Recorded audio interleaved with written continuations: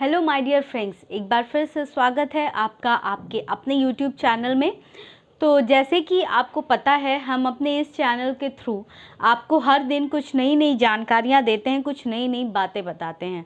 तो आज हम उसी सीरीज़ में एक और बात बताने वाले हैं, एक ऐसी दवा के बारे में बताने वाले हैं जो अक्सर लोगों में ये समस्या होती है, लेकिन उन्हें इस क्रीम के बारे में पता भी नहीं होता और उसके क्या साइड इफ़ेक्ट हैं, कब यूज़ करना है, कैसे यूज़ करना है, ये सारी बातें भी उन्हें नहीं पता होती हैं। मुख्यतः ये महिलाओं से जुड़ी हुई होती हैं।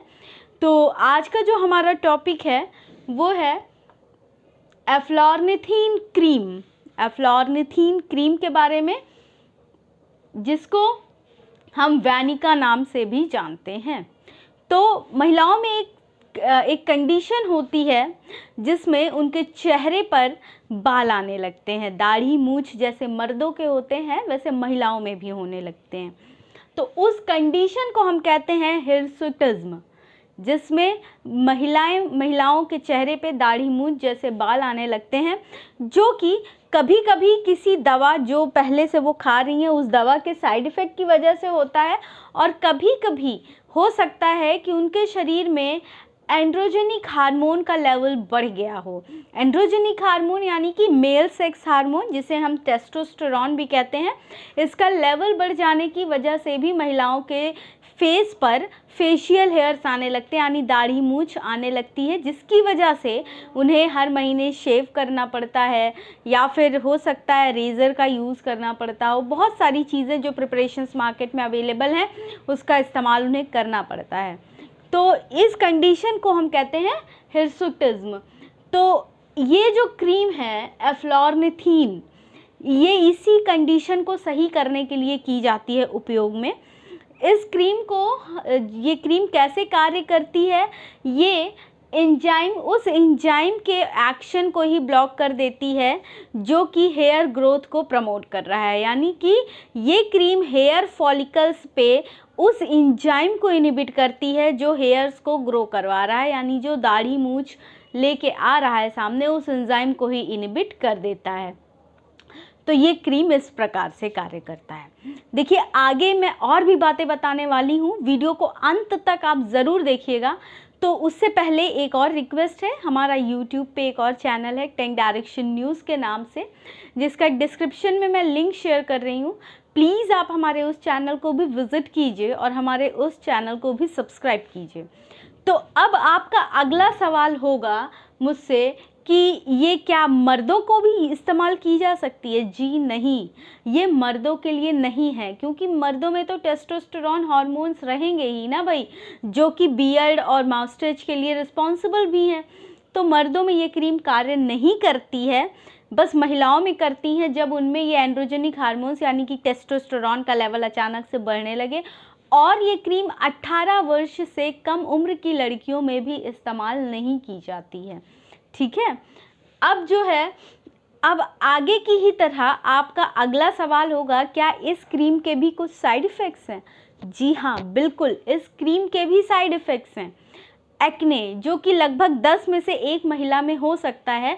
अगर ये एक्ने, ये कील मुहासे टाइप की चीज़ अगर आपको पेनफुल है या आपके लाइफ स्टाइल में कॉम्प्लिकेशंस कर रही हैं, तो प्लीज़ आप अपने डॉक्टर से ज़रूर सलाह लीजिए एक बार। और क्या कॉम्प्लिकेशंस आती हैं? स्किन इरिटेशन, इचिंग, ड्राइनेस और रेडनेस जैसी समस्या आ सकती है। इसका उपचार ये है कि अगर ये खुद से नहीं सही हो रहा है तो आप डॉक्टर को ज़रूर दिखाइए, लेकिन उसका उपचार एक ये भी है कि इस क्रीम का जो उपयोग है ना, ये 8 घंटे के अंतराल में किया जाना चाहिए, यानी एक बार सुबह और एक बार शाम में बस। ठीक है, तो ये इस क्रीम का उपयोग है। अब देखिए, इसको उपयोग कैसे करना है, किस प्रकार से करना है, ये भी मैं आपको बताने वाली हूँ। अब अगला सवाल, क्या प्रेगनेंसी में इस क्रीम का उपयोग कर सकते हैं? देखिए, प्रेगनेंसी में उपयोग करना है या नहीं करना है, ये आपके डॉक्टर सलाह देंगे, लेकिन आप इस क्रीम को लगाने जा रहे हैं या लगा ही रहे हैं, और तो आप ज़रूर डॉक्टर को बताइए अगर आप प्रेग्नेंट हैं या फिर आप प्रेगनेंसी का प्लानिंग कर रही हैं तो। ठीक है, फिर एलर्जिक, देखिए ये क्रीम देने से पहले वैसे तो सारी सावधानियां रखते हैं डॉक्टर, लेकिन हो सकता है आपको इस क्रीम से कभी भी आपने भविष्य में एक आध बार अप्लाई किया हो, कभी किसी प्रकार की कोई एलर्जी हुई हो, तो आपको ये ध्यान रखना है और अपने डॉक्टर को ये ज़रूर बताना है कि मुझे इस क्रीम से इस तरह से एक बार एलर्जी हो चुकी है। तो ये चीज़ें आपको ध्यान रखनी है। फिर आपको ये भी ध्यान देना है कि आप इस क्रीम को तो अप्लाई कर रहे हैं, क्या साथ ही साथ आप कोई और मेडिसिन भी खा रहे हैं या फिर पहले से कोई मेडिसिन खा रहे हैं जिसका साइड इफ़ेक्ट ही हो, आपके चेहरे पे बाल आ रहे हैं। तो आपको डॉक्टर को ज़रूर बताना है कि मैं ये मेडिसिन पहले से खा रही हूँ, क्या मैं इसके संग अब ये भी लगा लूँ। तो ये चीज़ें आपको डॉक्टर से ज़रूर संपर्क करनी है। मैं हर बार बताती हूँ, बिना डॉक्टर के सलाह के आप कभी भी कोई क्रीम या कोई भी दवा खुद से बिल्कुल ना लीजिए, ठीक है।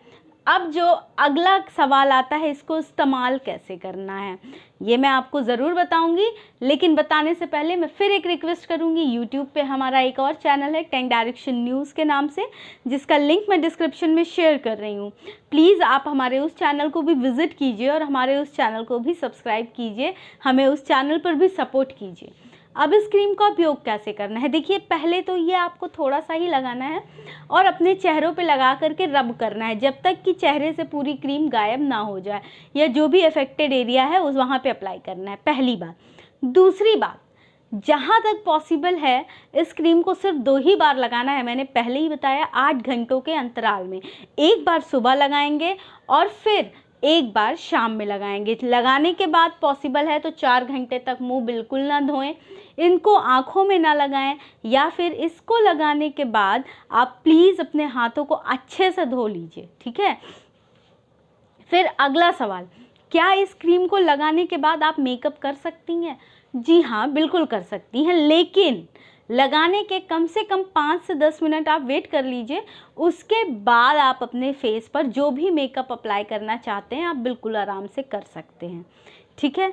लेकिन एक बार प्लीज़ तब भी आप डॉक्टर से ज़रूर कांटेक्ट कीजिएगा। ये सारे क्वेश्चंस आप उनसे पूछ सकते हैं, क्योंकि आपके हेल्थ की कंडीशन क्या है, आपके स्किन की क्या सेंसिटिविटी है, ये सिर्फ आप जानते हैं और आप सामने से अपने डॉक्टर को बताएंगे। फिर अब जो अगला सवाल होगा कि क्या मैं इस क्रीम को लगा के डेपिलेटरी प्रिपरेशन का इस्तेमाल कर सकती हूँ? डेपिलेटरी प्रिपरेशन यानी कि बाल हटाने वाली चीज़ों का इस्तेमाल कर सकती हूँ।